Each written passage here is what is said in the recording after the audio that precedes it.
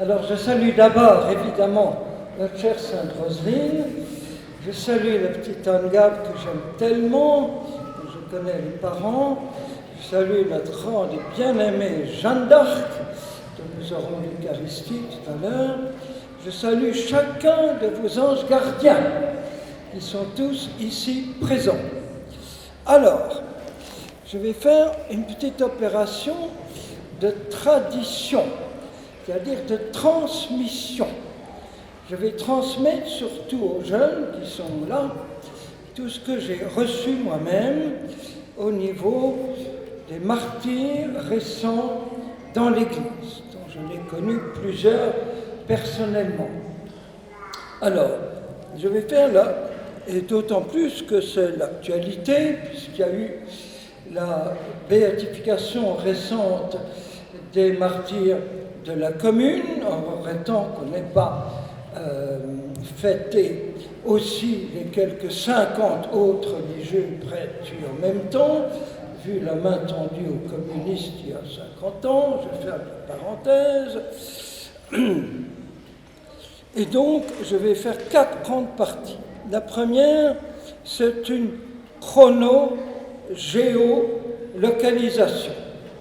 Alors, je vais me limiter aux derniers 115 années de l'Église. Je parle depuis 1915 jusqu'à aujourd'hui. Et c'est une petite synthèse de la session sur les martyrs contemporains que je donne à Jeunesse Lumière chaque année pendant 4 jours entiers de cours avec vidéo, à l'appui, etc. Alors, j'avais sélectionné des photos des visages de beaucoup des saints dont je vais parler, mais ça ne s'y prête pas très bien, vous êtes beaucoup trop loin là-bas, et donc j'y renonce. Alors, il y a eu toutes ces grandes vagues successives de l'Arménie en 1915, et qui deviennent une grande actualité avec tous les problèmes du Haut-Karabakh. Il y a eu le communisme en Russie de 1917. Je donne comme figure, je vais donner plusieurs fois une petite, faire briller, je dirais, quelques personnes. Élisabeth, nouvelle martyre, qui prend une grande actualité aujourd'hui, parce que le Saint-Crème, dont le roi Charles III vient d'être oint, sur la poitrine, les mains et la tête, vient du monastère Sainte Élisabeth, nouvelle martyre, avec ses belles coupoles d'or, sur le mont des Oliviers, et a été consacré par le patriarche grec-orthodoxe de Jérusalem. Et la grand-mère de Charles III est enterrée dans ce monastère. Élisabeth est la belle-sœur du dernier tsar, et elle a été martyrisée de manière bouleversante le 17 janvier 17, jetée dans un puits de 60 mètres de profondeur, et elle chantait l'hymne des chérubins de la liturgie byzantine, qui va être chantée au Sartre de Charles III, d'ailleurs, en grec. Et donc, on lui lance des renards pour la faire taire, impossible, et elle meurt comme ça, ensevelie, vivante. Et on va transporter son corps à Jérusalem. Ça, c'est Élisabeth. Il y a aussi les martyrs du Mexique, vous connaissez tous, les fameux Cristeros, ceux d'Espagne, avec déjà des milliers déjà canonisés, ceux du nazisme. Je prends comme quelques personnes le cher Karl Leisler, que Jean-Paul II a proclamé patron de tous les jeunes européens, qui est ordonné clandestinement prêtre par un évêque français prisonnier à Dachau, et ne pourra célébrer qu'une seule messe avant de partir au ciel. Je pense à Jakob Gap, un de ces nombreux prêtres autrichiens, très très courageux. Je pense à la petite mère Skoptov, orthodoxe de Paris, etc.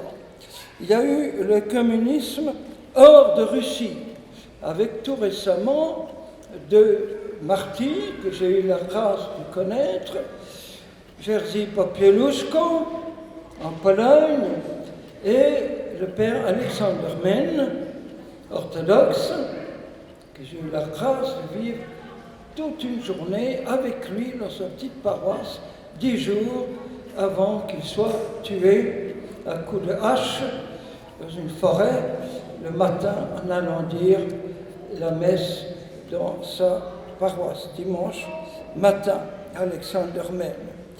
Je pense à la Roumanie, et justement, nous fêtons à Paris, très solennellement, aujourd'hui même, avec une messe par Monseigneur Ulrich à Paris, pour Vladimir Guica, que j'ai eu la grâce de connaître, petit enfant, grand ami de mes parents. Il a béni leur mariage, j'ai encore des lettres, nombreuses lettres de lui, et alors c'est son année centenaire, 150 ans de naissance, 70 ans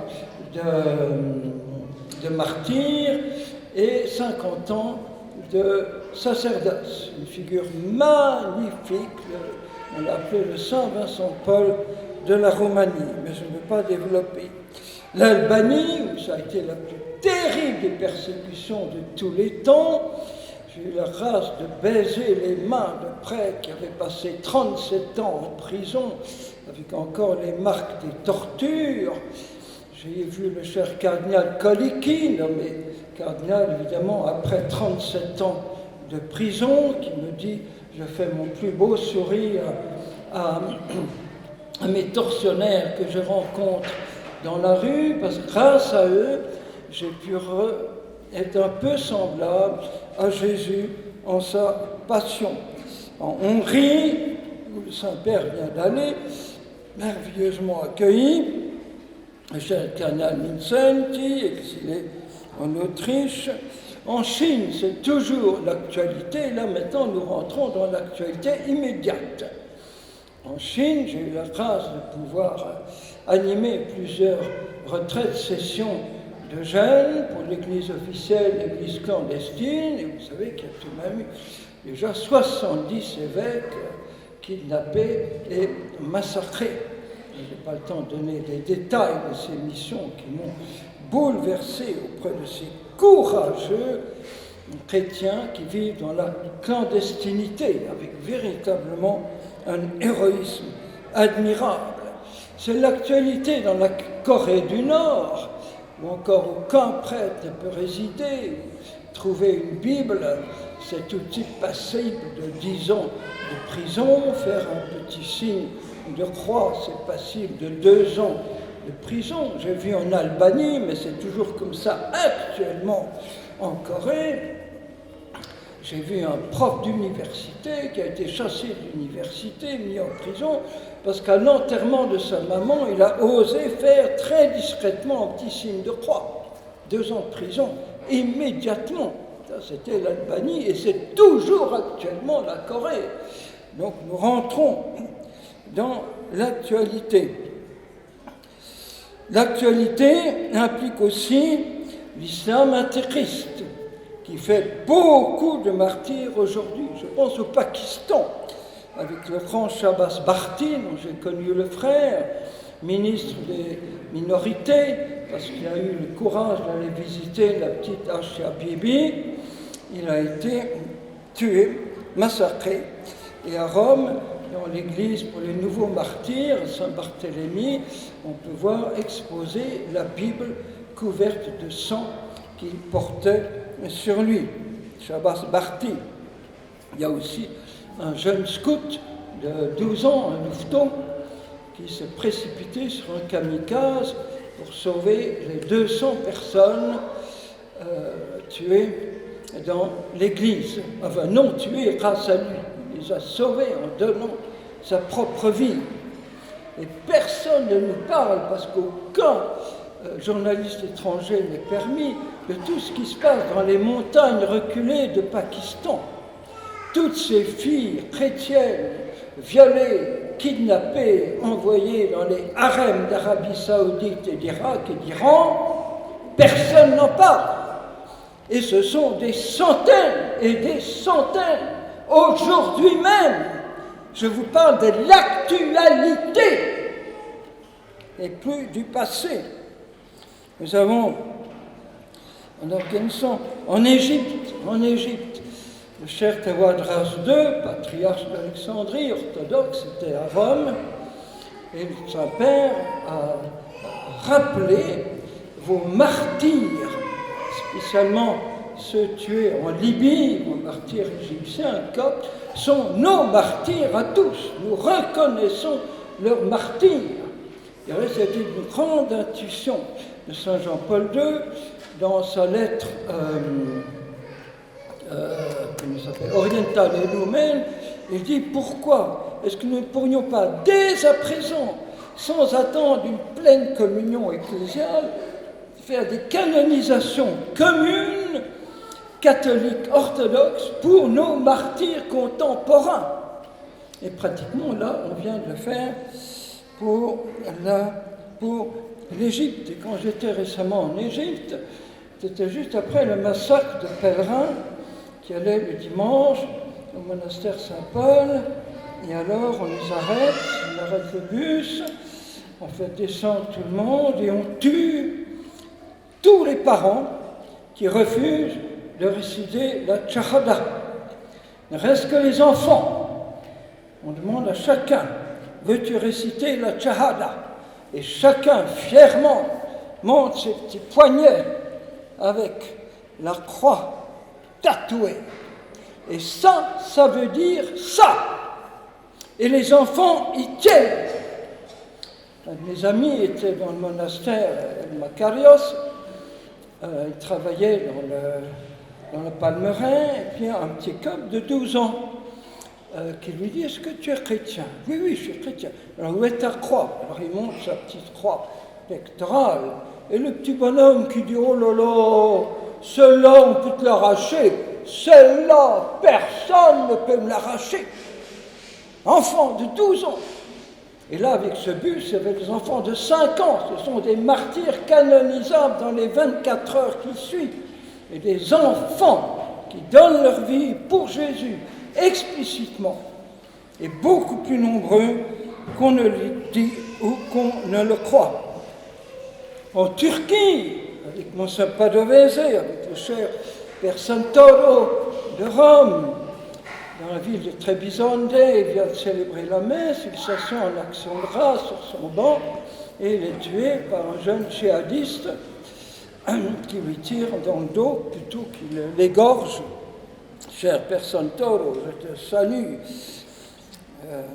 En Iran, n'en parlons pas, mais je dis juste que la petite Marsha Amini, 22 ans, a été tuée par la police des mœurs pour simple port de vêtements inappropriés.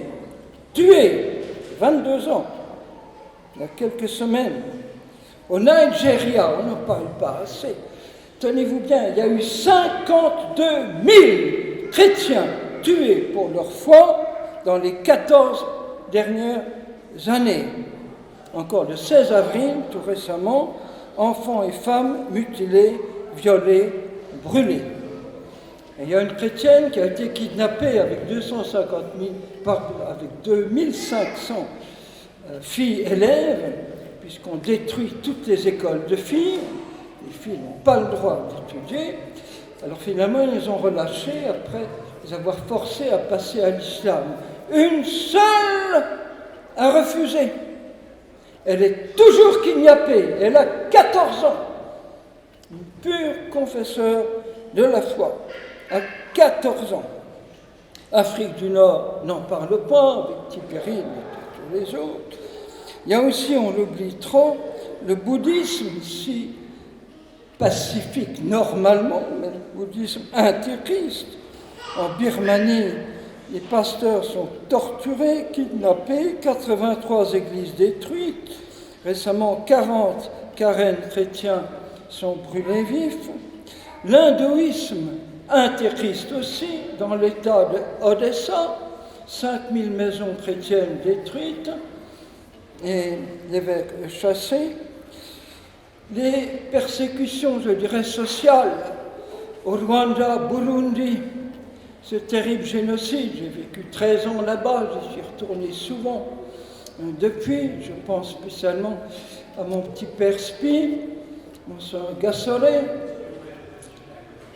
avant d'être tué, avec son eau bénite, il bénit son massacreur. Et il est tué en disant « Gloire à toi, Seigneur, gloire à toi, gloire à toi ». Je pense au couple Cyprien d'Afrosa, dont Emmanuel a entamé la cause de béatification. J'ai prié dans leur petite chapelle, leur garage transformé en chapelle devant le Saint-Sacrement. J'ai vu le trou dans le tabernacle parce que les tueurs avaient l'ordre dans une église d'envoyer la première balle au tabernacle. C'est signé. La deuxième balle aux filles, celles qui sont porteuses de la vie. C'est signé. Michel et leurs 5 enfants ont été tués avec eux devant le Saint-Sacrement.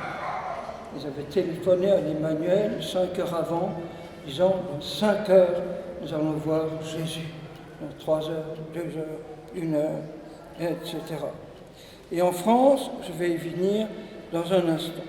Ce qui fait qu'aujourd'hui, dans le monde, d'après l'ONG Porte ouverte des protestants suisses, nous avons dans l'index mondial, là j'ai le 2022, cette carte, vous pouvez la voir un petit peu avec cette immense traînée rouge de l'est à l'ouest, et qui totalise en ce moment, d'après tous les calculs, 360 millions de chrétiens persécutés dans le monde. C'est tout de même saisissant. Et c'est une chose que le Saint-Père ne cesse de rappeler. Il a encore consacré 2 dernières audiences, il y a 15 jours, aux martyrs. En disant, il y en a tellement, peut-être 3 fois, tellement aujourd'hui.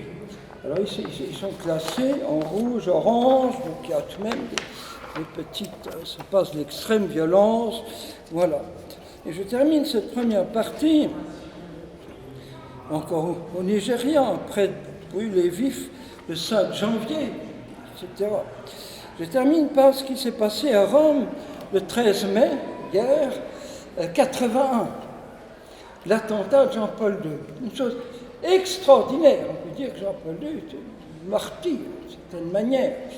Annoncé à Fatima, comme vous le savez, dans le 3e secret, avec cette vision qu'a racontée Lucia, de cet évêque tout en blanc qui tombe au milieu des corps assassinés devant une croix.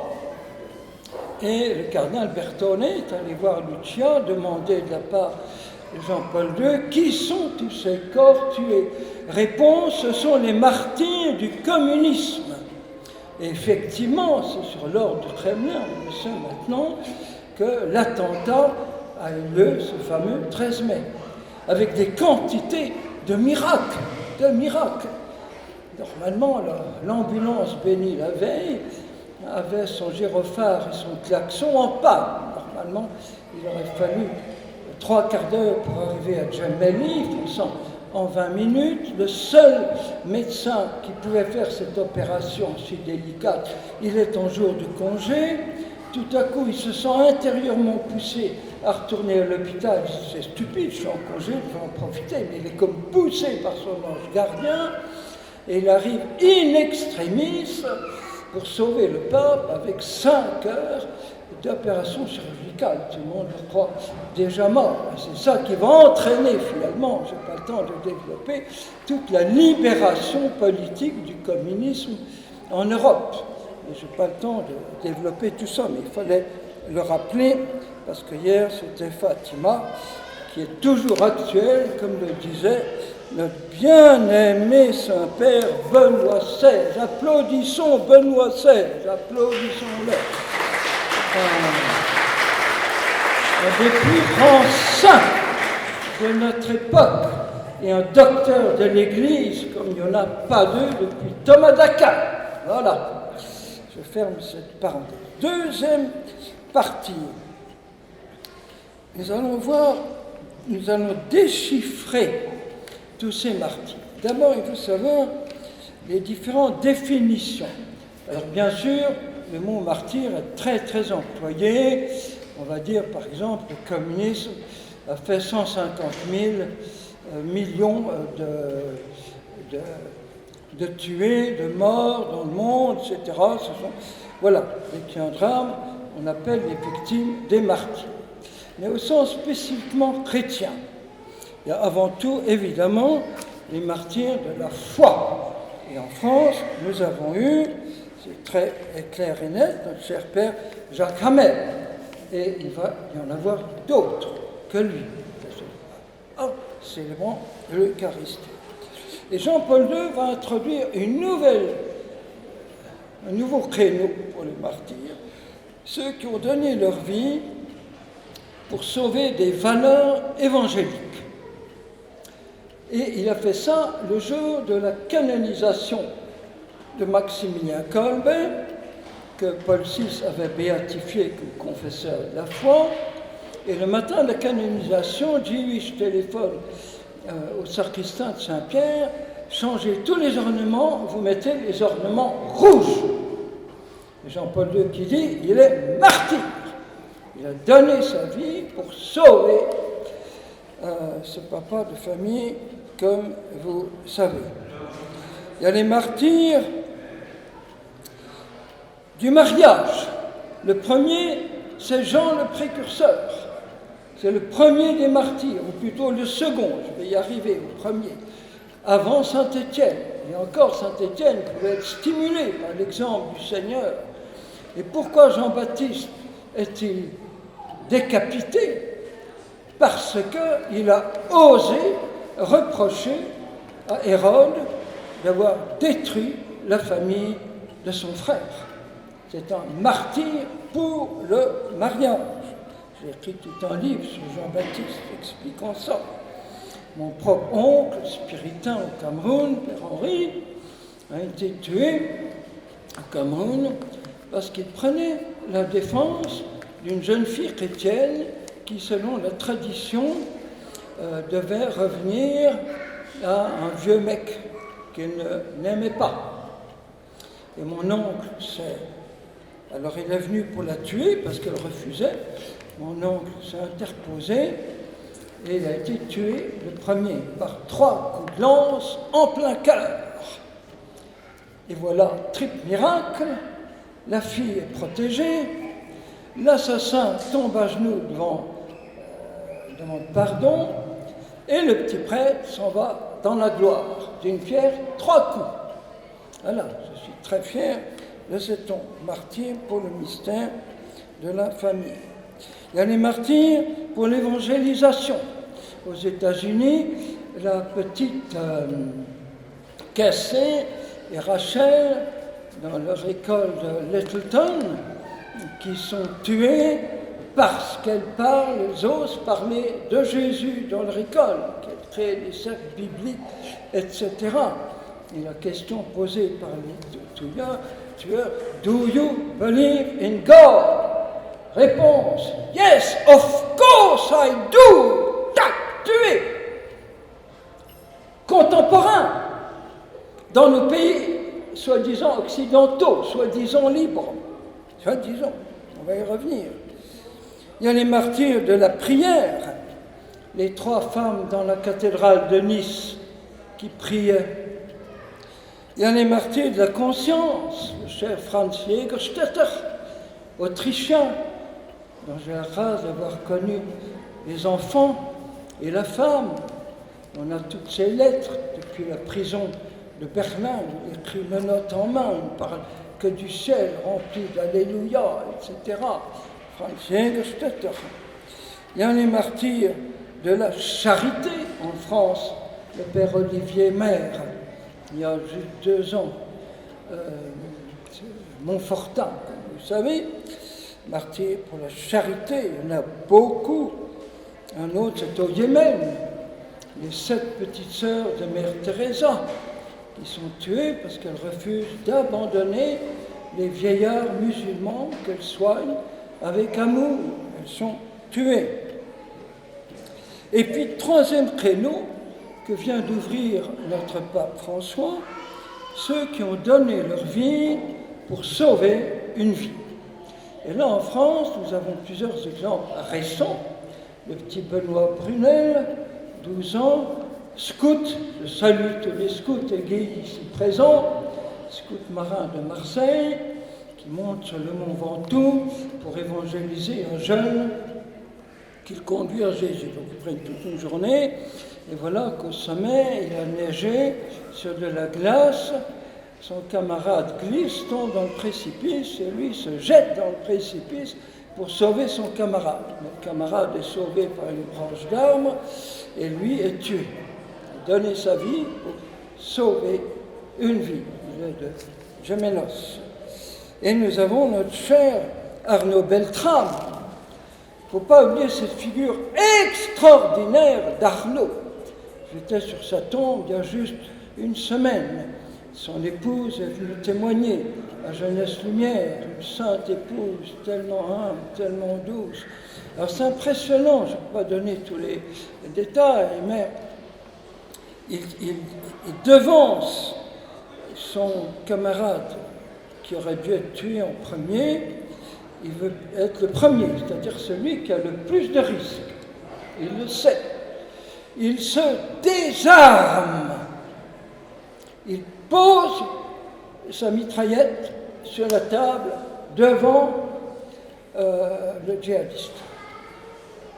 Et pendant 2 heures, il essaie de convaincre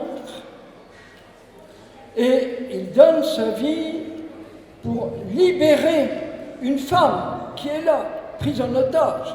Ce n'est pas sa sœur, ni sa femme, ni sa fille. Il ne la connaît pas, mais c'est une enfant de Dieu. Il donne sa vie. Le djihadiste accepte le deal. Et après, c'est 3 heures ou 2 heures, nous ne voyons rien arriver. Le djihadiste tue Arnaud avec sa propre arme à lui Arnaud. Et ça se termine par un pugilat au corps à corps avec le couteau tranchant son cou. C'est un vendredi. Notre-Dame des 7 douleurs, vendredi avant le vendredi saint, 3 heures de l'après-midi. Et il est enciélé, ce qui ne se fait jamais, un jeudi matin, fête de l'Eucharistie. Ça vous dit quelque chose. Et c'est récent, ça date d'il y a 4 ans, 30 ou 5 ans. Je ne sais plus, il faut être béatifié dans les 24 heures, canonisé. Parmi les martyrs pour la vie, il y a bien sûr la petite Gianna Molla, Beretta, que vous connaissez tous, mais celle qui est moins connue, Chiara Corbella, dont je connais le mari, le petit enfant. Elle doit faire le choix terrible entre l'enfant et la maman, parce qu'elle a un cancer, et elle fait le choix sans hésiter, je donne ma vie pour que vive mon enfant. Et elle va mourir une semaine après sa naissance, Chiara Corbella, il y a juste 5-6 ans. Il y a pour la vie et le sang, on l'oublie trop, tous les saints innocents d'aujourd'hui. Vous savez, quand on dit qu'en France, il y a 220 000 avortements par an, mais c'est bien plus que ça, parce qu'on oublie de compter tous les embryons surnuméraires des différentes PMA. Ça fait des centaines et des centaines de milliers de petits à qui Dieu a donné la vie et que nous avons massacrés. Et quand Mère Teresa arrive aux États-Unis, elle dit vous êtes révoltés devant la guerre en Bosnie en ce moment, mais vous avez chez vous une pire guerre, aseptisée, silencieuse. Et ce sont ces petits-enfants qui sont les plus grands saints d'aujourd'hui. Il faut beaucoup les prier. C'est les saints innocents d'aujourd'hui, et Jean-Paul II rappelait souvent que la fête du 28 décembre implique les saints innocents d'aujourd'hui par millions. Ils ont une puissance de prière sur le cœur de Jésus extraordinaire. Alors, j'en arrive à la troisième partie. Donc, nous avons vu toutes ces différentes formes de martyrs reconnues officiellement par l'Église. Alors, nous entrons maintenant dans les combats de la foi. Il y a une phrase de Saint Jean-Paul II qui est un diagnostic chirurgical extraordinaire. Et il dit, il parle de l'apostasie de l'homme contemporain qui se croit heureux sans Dieu. Il se croit heureux, en plus besoin de Dieu. Visa refusé à Jésus. Au contraire des États-Unis ou de l'Angleterre, pour prendre des pays d'Occident, on ne peut plus parler de Dieu. C'est tabou. On peut parler de n'importe quoi, du sexe évidemment, surtout le sexe, les drogues, l'argent, tout ça, mais Dieu, tabou. Et nous sommes dans un antichristianisme qui est en train de devenir violent, qui était larvé, en train de devenir violent. Je prends comme exemple toutes les profanations, vandalisme, incendies, tags de sourates, tombes chrétiennes, églises profanées. Je vous fais juste la liste des derniers mois, depuis janvier. Je ne donne pas chaque date, ce serait trop long. Vierge décapitée à Choisy-le-Roi, église profanée à Orly, incendie à Saint-Roch de Chanteloup, profanation de Saint-Eustache à Paris,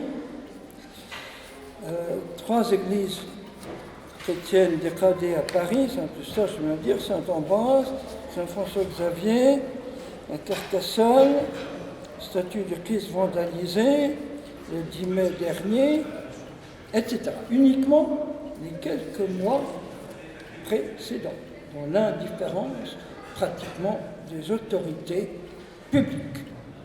On peut tout faire contre les chrétiens, mais surtout rien, évidemment, heureusement, contre nos frères juifs ou de l'islam.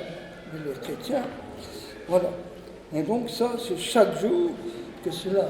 Et puis bientôt, nous allons être mis en prison, les chers frères prêtres, parce que nous allons respecter le secret de la confession. C'est déjà le cas aux États-Unis, en Australie. On a commencé des procès pour des prêtres qui refusent de dénoncer un pénitent.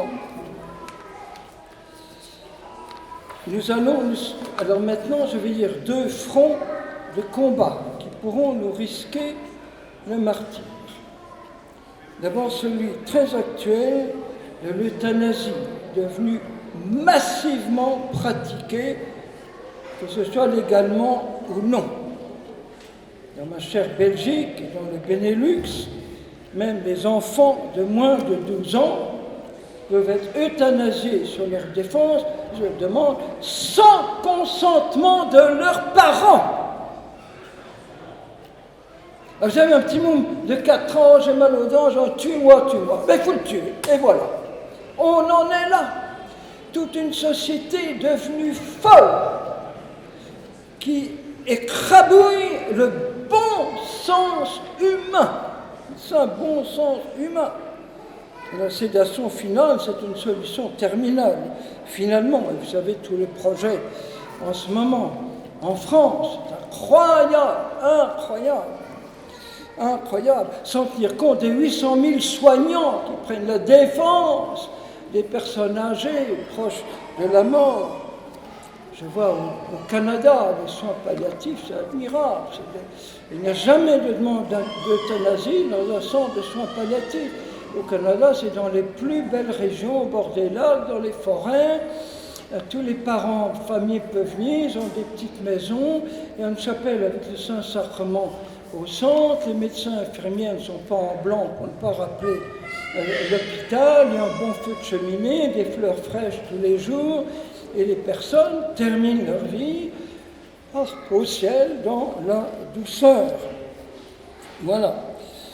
Et puis l'autre créneau, encore bien pire, ce fameux gender. J'en parle depuis 30 ans. Parce que dans tous les pays où j'ai missionné, 40 pays dans le monde, je vois déjà les ravages de cette invraisemblable idéologie, depuis le Rwanda à l'Ukraine, à tous les pays. J'ai envoyé des lettres à beaucoup d'évêques de France en disant attention, ça va débarquer en France, prenez les devants, clamez fortement ce qu'est un homme et une femme dans le plan de Dieu. Aucun n'en a tenu compte. Silence assourdissant, bâillonné. Alors que c'est la pire horreur qui existe maintenant. Notre pape François traite cela de pire que la bombe atomique. Parce qu'il dit, ce cher pape François qui nous déroute tellement déroutant, il faut au moins lui reconnaître le courage de la vérité sur ce plan-là. Il va dire c'est pire que la bombe atomique. On ne peut pas faire des expériences avec des enfants et des jeunes. Ce ne sont pas des cobayes de laboratoire. Les horreurs de la manipulation éducative, du nazisme et du communisme n'ont pas disparu. Elles conservent leur actualité avec des propositions qui poussent les enfants et les jeunes à marcher sur la voie dictatoriale de la pensée unique. On ne sait pas si on envoie un enfant à l'école ou dans un camp de rééducation. Nous nous posons la question, quel monde allons-nous léguer à nos enfants?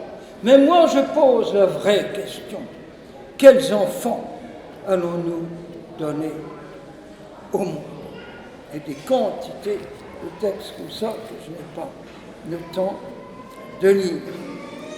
Et vous savez qu'en France, maintenant, ce sont déjà des centaines d'enfants qui demandent ce qu'on appelle un réassignement sexuel. Parce que le fond de cette théorie inimaginable, c'est que l'identité sexuelle n'existe pas, figurez-vous. Il n'y a pas d'homme ni de femme, figurez-vous, c'est comme ça. Tout ça c'est kiff-kiff et tu choisis ton sexe.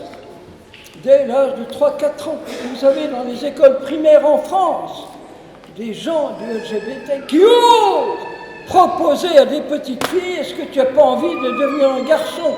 Et vice-versa. Tu as un corps de femelle, mais tu peux être un petit garçon.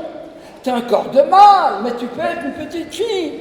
Et à partir de 7 ans, il y a les Kids Gender Reassignment qui font florès aux États-Unis et en Angleterre. Et déjà aux Pays-Bas, c'est limité, on ne peut pas le faire avant 12 ans. Mais après les blocages de puberté, qui ont d'énormes conséquences même sur le cerveau, eh bien, des mutilations qui vont entraîner la stérilité, des mutilations irréversibles. Et vous avez maintenant beaucoup d'ados qui ont subi ces trucs, qui à l'âge de 14-15 ans, parce qu'ils vivent une schizophrénie épouvantable, se suicident. On n'en parle jamais. Jamais. Et c'est la pub officielle pour le gender. On est en train de creuser un abîme entre les pays du Nord et les pays du Sud. Tous nos frères musulmans, leurs cheveux se hérissent sur la tête. Vous ne savez même plus ce qu'est un homme et une femme. Alors, tout de même, pour être bête à ce point-là, il faut qu'on envahisse l'Europe pour vous ramener au bon sens. On comprend. Et je ne vous dis pas en Afrique. Nous passons pour des fous. Des fous. Et c'est une idéologie imposée. C'est la doxa. On n'a pas de choix. Tu n'as pas le droit de t'opposer au changement de sexe d'un enfant. Les parents n'ont pas le droit de le dissuader. Ils peuvent tout juste, c'est encore permis, lui dire « écoute, réfléchis bien ». Ils peuvent encore dire ça. Peut-être dans 6 mois, ils ne pourront même pas dire ça. Nous sommes en pleine idéologie totalitaire. Et nous aurons des martyrs, je suis suis sûr qu'il y a parmi vous ceux qui auront la gloire, l'honneur d'être martyrisés pour Jésus. Parce qu'ils vont défendre la vie, ils vont défendre l'amour. C'est la destruction de la famille, le gender. Comment veux-tu tomber amoureux d'une fille, c'est un garçon, et qu'elle change de gender en 3 mois? Ah ben maintenant je suis bi, maintenant je suis homo, etc., etc. Et on peut changer tous les 3 mois. Et dans les maternités, je vois à Bruxelles, j'étais récemment, la maternité, on ne mentionne plus l'identité sexuelle de l'enfant. Il décidera quand il aura 7 ans. Alors on met sur le papier neutre. Il est neutre. On ne sait pas si c'est un garçon ou une fille. Voilà. Et en plus, on ne met plus l'époux, on met l'autre géniteur. Et les mots papa, maman sont interdits dans certains pays. Et en Allemagne, un couple a été mis en prison parce qu'ils ont voulu persuader leur fils ou leur fille qu'ils étaient vraiment un fils ou une fille. Le grand Jérôme le Jeune, un des grands saints de notre temps, a prouvé que l'identité sexuelle fait partie de notre code d'ADN dès la fusion des gamètes. Et les gens stupides aujourd'hui disent mais c'est qu'au 3e mois, qu'en échographie on voit le sexe, donc c'est complètement secondaire, etc. Enfin, je ne vais pas développer tout ça, mais je termine par une échographie du martyr, en quelques mots. C'est la violence et l'amour qui s'étreignent dans leur paroxysme. Le martyr physique, c'est le paroxysme de la violence auquel répond le paroxysme de l'amour. Comme disait notre cher Benoît XVI, c'est une fission nucléaire portée au plus intime de l'être. C'est la victoire de l'amour sur la haine, de la résurrection sur la mort. C'est une descente ultime de l'amour dans les enfers de la violence.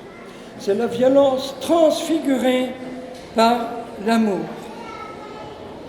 C'est la fureur criminelle auquel répond la splendeur éternelle. Les martyrs sont les grands vainqueurs. Ils actualisent la passion de Jésus. Ils sont les très ressemblants, comme on dit en Orient, au Christ.